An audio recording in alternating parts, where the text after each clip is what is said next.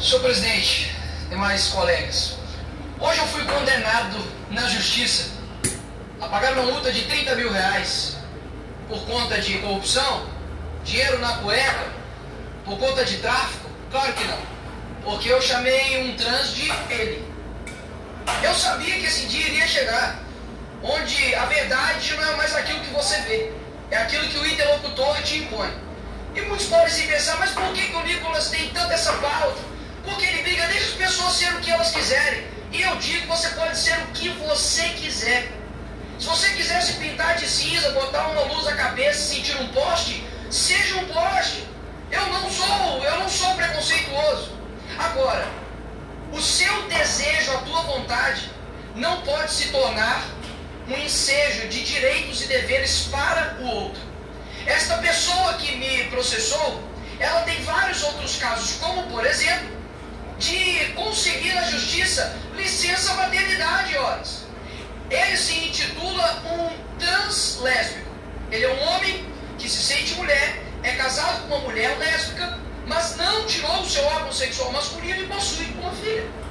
E também tem um outro caso dessa mesma pessoa que me processou, que foi até um salão de beleza e exigiu a profissional de fazer a sua sobrancelha. E a profissional disse, olha, eu sei fazer sobrancelha de mulheres e não de homens. E processou o salão de beleza. Afinal de contas, é homofobia, né? Você se recusar a fazer uma sobrancelha de um homem. Por que então que nós precisamos defender essa pauta? Porque no fim das contas eles não estão atrás de mim. Eles estão atrás de você. Porque se eles conseguem amordaçar, calar, tentar desencorajar um deputado que possui imunidade parlamentar, o que eles não irão fazer com você, pastor? O que eles não irão fazer com você, comunicador, jornalista, professor de escola bíblica dominical? O que ele não fará com os cristãos? Afinal de contas, nós temos posições bem claras. Eu não acredito que tenha 70 e tantos gêneros. Eu acredito que existe homem e existe mulher. Isso também será considerado transfobia?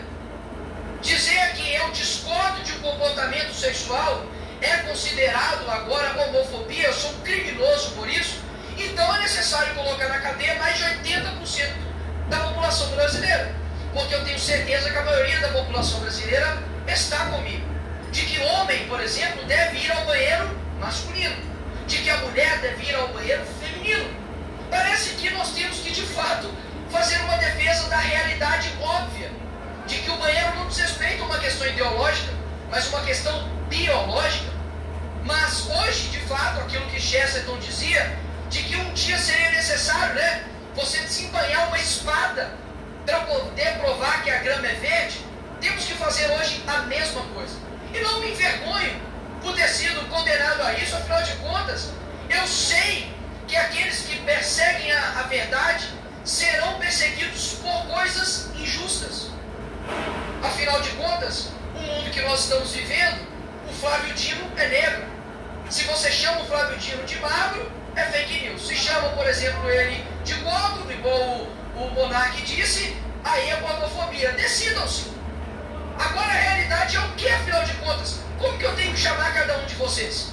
Eu posso, por exemplo, deputado Messias, dizer que os meus adjetivos agora é lindo e maravilhoso. Quem não me chamar disso, eu irei processar. Quais são as consequências disso, Coronel Fraga, para a nossa sociedade? Quer dizer, então, que se um homem se auto-intitular uma criança e fizer sexo com uma criança, isso não será mais pedofilia? A discussão aqui, meus senhores, não é sobre homossexualidade. A discussão aqui é sobre o ativismo LGBT que tem tentado calar, tem tentado amordaçar qualquer um que se opõe. E talvez vocês possam pensar, mas isso está batendo no Nicolas porque ele fala. Mas, meus amigos, pode dizer para vocês, um dia isso chegará na tua casa. Um dia isso chegará na tua igreja. Porque, afinal de contas, se um homossexual decidir ir na tua igreja, onde tem um banheiro masculino e feminino, decidir que ele, que se sente um homem, deve ir em um banheiro de homem e entrar no banheiro de homem, você não pode abrir um ar contra isso. Caso contrário, a tua igreja, o teu pastor, será condenado por isso. Ou seja, não é que eles estão atrás de mim. Eles estão atrás de vocês. O problema é que eu estou no meio do caminho com isso. Mas eu sei que nós vamos ter ainda muitos sacrifícios em prol da verdade. Mas, repito, as consequências do princípio da ideologia de gênero e do ativismo LGBT são muito perigosos. Aquilo que eu me sinto, eu me torno. Isso é muito perigoso. Eu não posso fazer com que aquilo que eu me sinto seja um dever de obrigação para o outro.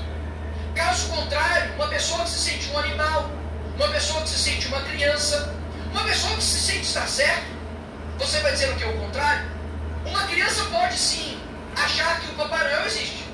Isso é reservado a ela, afinal de contas, ela é uma criança. A estrutura da realidade dela não está completamente formada. Mas nós, como adultos, precisamos defender a verdade. E não vai ser pressão de multa, não vai ser pressão de dinheiro que vai fazer com que eu pare de dizer a verdade. A verdade é que nós temos coisas muito bem definidas no mundo que nós vivemos. E a vontade de destruir o real é daqueles que vivem da mentira. E se um dia eles conseguem calar você de dizer que existe o certo e o errado, existe o bom e o mal, existe o homem e a mulher, eles também já, brevemente, vão conseguir destruir aquilo que você acredita que é verdade. Então eu deixo aqui o meu caso como um caso para o futuro, para dizer que um dia nós avisamos que isso iria acontecer e de fato está acontecendo. O ativismo LGBT homossexual não está preocupado com você, pelo contrário, porque a mesma foice e martelo que massacrou vocês, escravizou vocês lá em Cuba, hoje é utilizada para poder te usar como manobra eleitoral somente.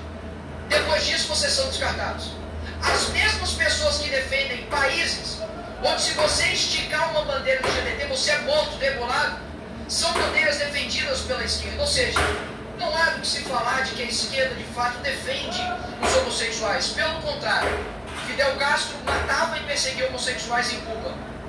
Então, eu quero aqui deixar bem claro que podem rir, podem esnobar, podem debochar, porque eu sou um defensor de fato da verdade e eu sei que aqueles que defendem a verdade possuem sacrifício. Então, não vai ser isso que vai me parar, simplesmente uma imposição monetária. Eu simplesmente estou aqui para poder representar as pessoas. E assim como diz Lutero, a paz, se possível, a verdade a todo custo. Não são vocês que vão fazer parar. Obrigado por me